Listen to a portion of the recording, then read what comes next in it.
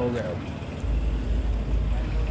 Bandlaguda municipality పరిధిలో మన కిస్మత్పూర్ గ్రామంలో మన బండ్లగూడ మెయిన్ రోడ్కు మన ఈ కిస్మత్పూర్ మన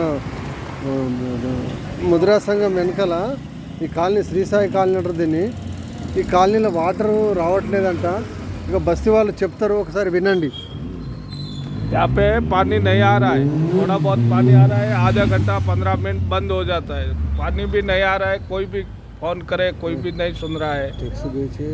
टैक्स भी भरे, वाटर बिल भी भरे, मगर पानी नहीं आ रहा साहब। थोड़ा रिक्वेस्ट है, आप थोड़ा बड़े लोग पानी का व्यवस्था कीजिए।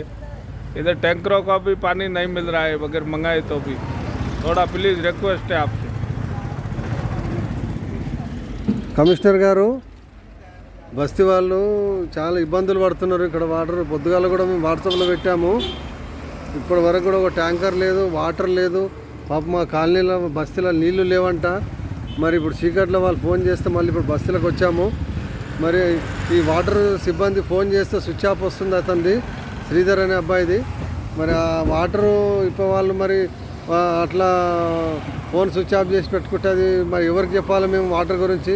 మరి మీరు దయచేసి ఈ బస్తీ వాళ్ళకు, ఇంకో వేరే బస్తీలు అయినా పర్లేదు, అన్ని బస్తీలకు ఎట్లా ఇబ్బందులు. ఎండాకాలం ఇది. మన ఓంనగర్ కాలనీలో కూడా అదే పరిస్థితి ఉందంట, యాదాద్రి కాలనీలో కూడా అదే పరిస్థితి నాకు వాళ్ళు చెప్తున్నారు. సాయిబాబా కాలనీలో కూడా అదే పరిస్థితి, డిఫెన్స్ కాలనీ కూడా అదే. ఇందిరమ్మ కాలనీలో అయితే వాళ్ళు వాటర్ 4-5 రోజులకు ఒకసారి వస్తుందని చెప్పేసి అంటున్నారు.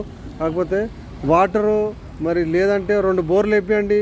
ఇన్ని లక్షల కోట్ల ట్యాక్సులు వస్తున్నాయి మన బండ్లగూడ మున్సిపాలిటీకి. మరి బస్తీలో ప్రతి కాలనీకి ఒక బోర్ వేపియండి.